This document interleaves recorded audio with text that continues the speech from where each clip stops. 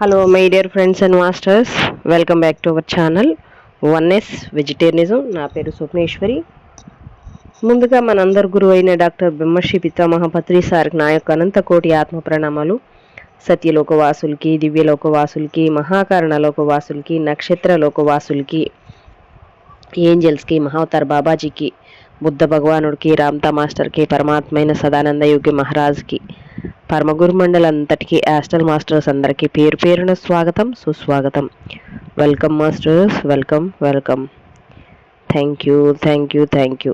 అయితే రోజులాగానే ఈరోజు కూడా మరింత జ్ఞానాన్ని, విజ్ఞానాన్ని మరి విస్తారంగా తెలుసుకుందాం రామ్తా విజ్ఞానంలో నుంచి. మరి ఇప్పుడు మనం తెలుసుకోబోతున్నది ప్రేమ కానుక అనే చాప్టర్ నుంచి తెలుసుకుంటున్నాము. ప్రేమ కానుక. మరి లేట్ లేకుండా మనం స్టార్ట్ చేద్దాం.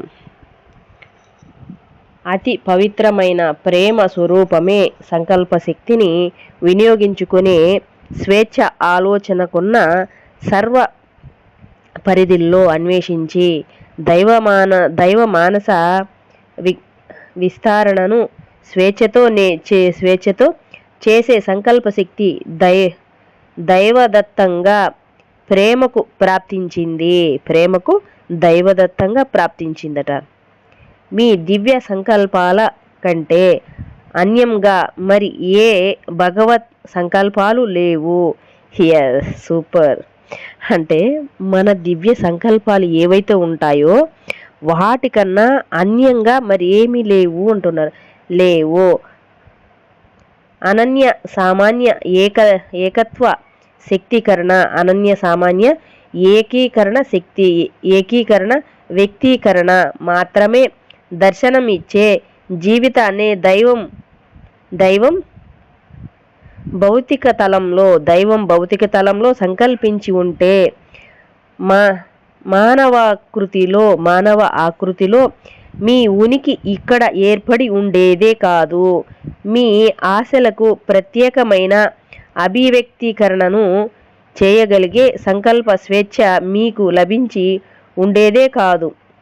మిగిలిన వాళ్ళందరినీ శాసించడానికి, అదుపు చేయడానికి మానవుడే భగవత్ సంకల్పాల అన్న దాన్ని స్వయంగా సృష్టించాడు. ఆ విధంగా దాన్ని విశ్వసించి భగవత్ సంకల్పం మీ సంకల్పం అన్న అన్యంగా ఉంటుంది అని మీరు అనుకుంటే ఆ రెండు సంకల్పాల మధ్య నిరంతర సంఘర్షణ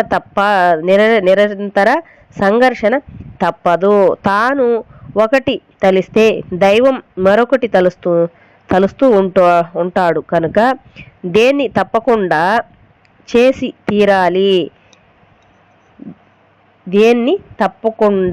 చేసి తీరాలి.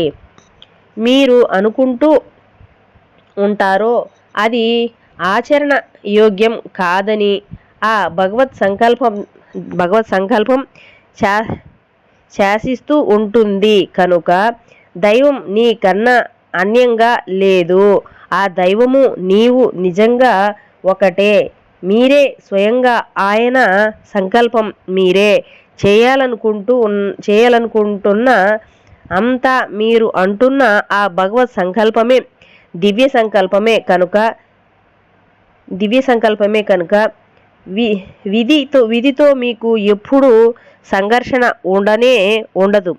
ఆ విధి అన్నది ముందుగానే నిర్ణయించి తీర్చిదిద్దబడి ఉండదు కనుక ఆ విధంగా ఎప్పుడు పూర్తిగా మీరు నిర్ణయించిందే అయి ఉంటుంది.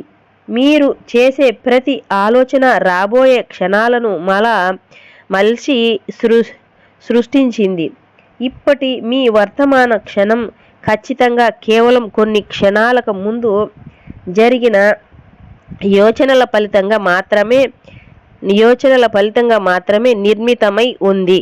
అదే దైవ విజ్ఞానం శాస్త్రం. మీ ఆత్మానుభూతులకు అనుగుణంగా ఆయన ప్రసాదిస్తున్న జీవిత సర్వస్వాన్ని పరిపూర్ణంగా మీరు అనుభవించాలన్నదే దైవపు ఏకైక సంకల్పం. ఆ సంకల్పం దేనికోసం ఆ ఆనందం అంటే ఏమిటో మీరు గ్రహించగలగడానికి జీవితం పట్ల, మీ పట్ల ఆ దైవానికి ఉన్న అవ్యాజ్యమైన ప్రేమను పరిపూర్ణంగా మీరు గ్రహించడానికే. అది బలీయమైన దైవంతో యుద్ధం, అపజయాన్ని అందించడం తథ్యం అని మీకు అనిపిస్తుంది ఉంటే, దైవాన్ని గురించి మీకు ఉన్న అభిప్రాయాన్ని సరిదిద్దుకోవడం మంచిదేమోనని. దైవంతో యుద్ధం దైవంతో యుద్ధం అనివార్యమే.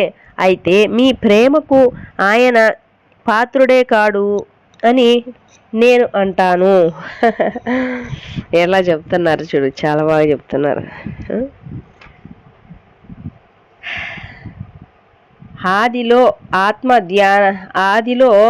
ఆత్మ ధ్యాన వశిష్ఠుడైన దైవం నన్ను తాను నన్ను విస్తరించుకుని వైభవోపేతమైన కాంతి స్వరూపాన్ని సంతరిస్తున్నాడు. ఆ విస్తరణలోంచే, ఆ కాంతిలోంచే ఆ అత్యంత ప్రత్యేక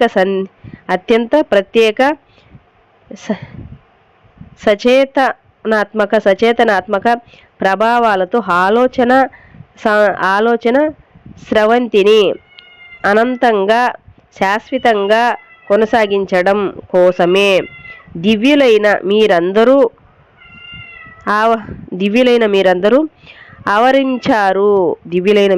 ఆవరించారంట. మీకు అది ప్రత్యేకతను, దానితో పాటు దైవంతో ఏకత్వాన్ని, మీ ఆలోచన తీరు తెన్నెలకు ఓ సృజనాత్మక ప్రవాహాన్ని సంకల్ప స్వేచ్ఛ అందిస్తుంది. ఆలోచనను పరివ్యాప్తం చేస్తూ సృజనాత్మక సంకల్పాలను తదేక ధ్యాన వాసిష్ఠులై చేస్తున్న క్షణంలో మానవ అవతరణ మహత్ సమయంలో దైవం అనుభవించిన ప్రేమానుభూతినే మీరు అనుకరిస్తూ ఉంటారు. మీ అంతరంలోంచి ప్రేమను వెలికి తీసుకొచ్చి ఓ ప్రత్యేక స్వేచ్ఛాయుక్తం, శాశ్వతంగా కొనసాగుతూ జీవించే సృజనాత్మక స్వరూపంలోకి ప్రతిష్ఠించే మహత్కార్యమే సృష్టి. అతి మహిమాన్వితమైన మీ సంభవపు ప్రారంభ క్షణంలోనే ఏ క్షణాలు లేని తన వినిర్మల ప్రేమ స్వరూపంతో దైవం మీకు అందరికీ ఈ ప్రమాణాన్ని చేస్తాడు. ఎలా మీరు ఆలోచించినా, ఏ సంకల్పాలు మీరు చేసినా, జగత్పిత అయిన నేను ఆ విధంగానే పరిణమిస్తున్నాను అని ఆ ఒప్పందం ద్వారా ఇప్పటికీ ఎప్పటికీ ఏ పరిపూర్ణత దైవమై ఉందో ఆ పరిపూర్ణతకి మీరే వారసులయి ఉన్నారు. ఈ విధంగా దైవం ప్రవర్తితమవుతున్న తన ప్రజ్ఞ సర్వస్వానంతా మీకు అర్పిస్తూ జీవిత సర్వస్వం అయిన తనను మీరు సంపూర్ణంగా అనుభవించి గ్రహించగలిగే మహత్ అవకాశాన్ని మీకు అర్పణ చేశాడు. మీ సంకల్పాలని విజయవంతంగా ఫలించి నిజాలు అవుతున్నందుకు ఫలించి మీ సంకల్పాలన్నీ ఫలించి విజయవంతం అవుతున్నందుకు